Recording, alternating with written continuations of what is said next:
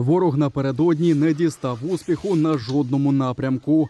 Триває оборона на східному, південно-східному та північно-східному напрямках, зазначають у Генеральному штабі Збройних сил України. Сили оборони стримують окупанта та стабілізують ситуацію. Водночас московити активізувалися в небі та здійснили іще більше 250 літаковильотів.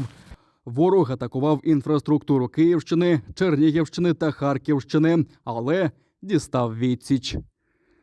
Угруповання повітряних сил Збройних сил України здійснює відбиття зосереджених ракетно-авіаційних ударів та повітряного нападу противника, протиповітряне прикриття важливих об'єктів України та угруповань військ. За попередню добу було уражено 11 повітряних цілей ворога, 7 літаків, 1 БПЛА, 1 вертоліт та 2 крилаті ракети.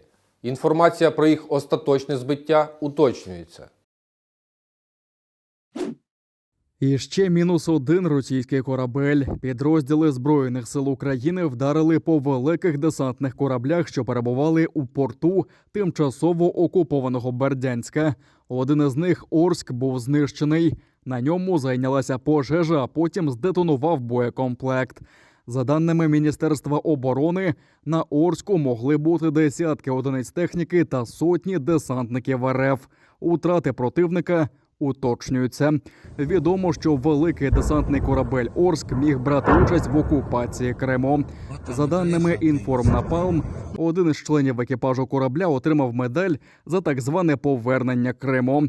Разом із ним медаль отримав командир судна Сергій Скворцов.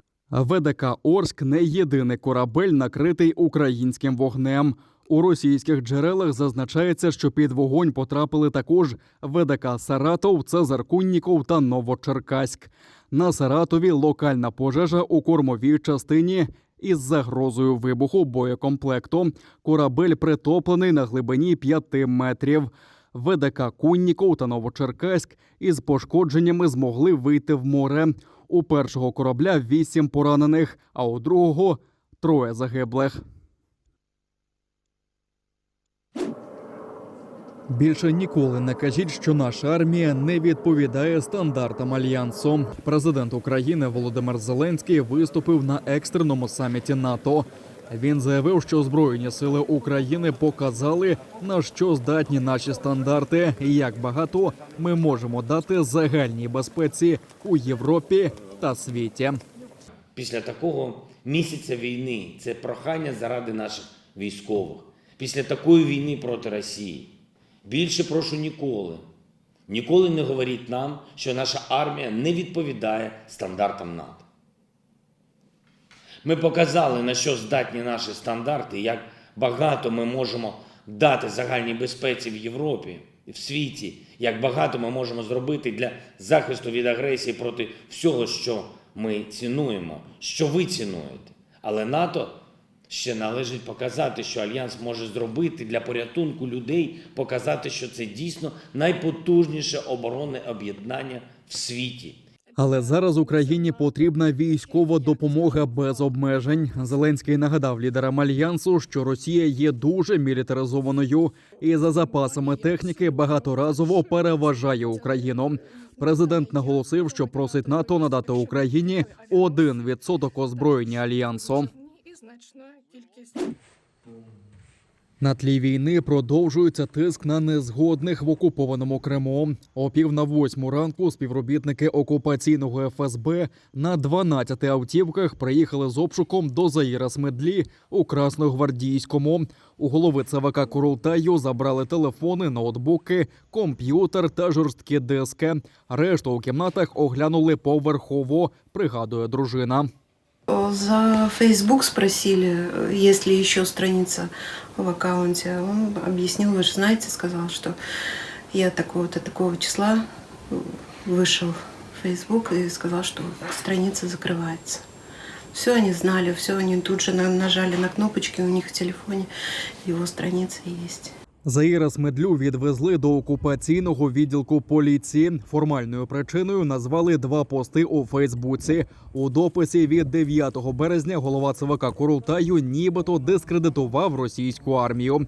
а у 14-му році буцімто демонстрував нацистську символіку. Щоправда, зобразили її вандали на Кенасі.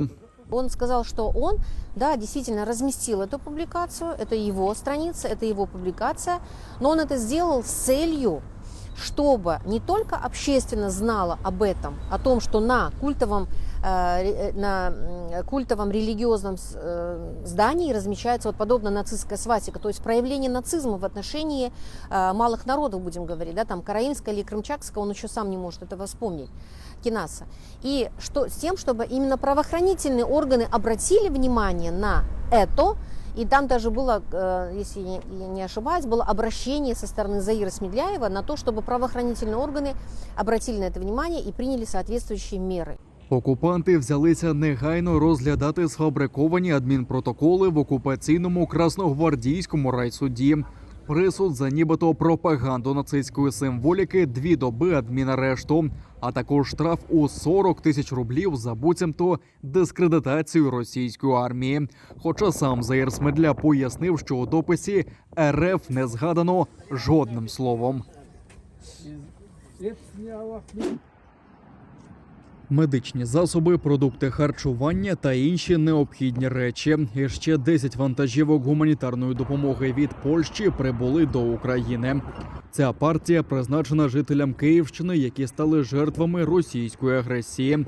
Необхідні речі польський уряд узгоджував з українським міністерством із питань реінтеграції тимчасово окупованих територій. Посол Польщі зазначив, що його країна та польський народ із першого дня широкомасштабної російської навали намагається допомогти українцям усім необхідним. За місяць до України прибули тисячі польських вантажівок. З Польщі в'їхало на територію України за час війни 2,5 тисяч фур. Це і від уряду, і від Офісу президента, і від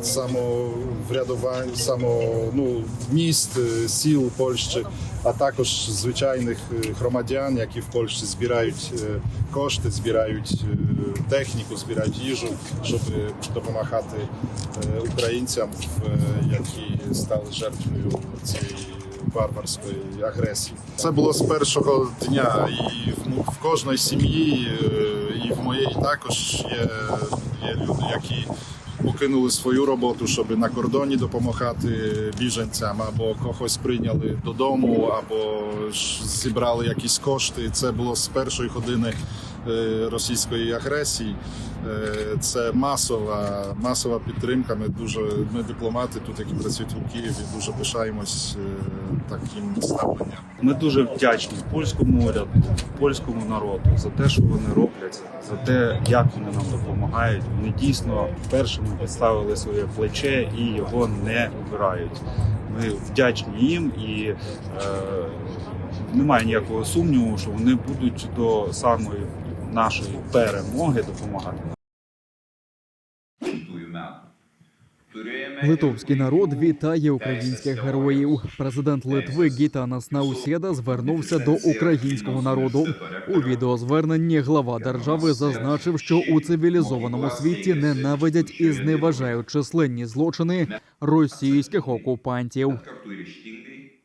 The Lithuanian people salute Ukrainian heroes. Литовський народ вітає українських героїв. Ви, хто бореться за кожну п'ять своєї землі, є прикладом безсмертного подвигу для усіх нас.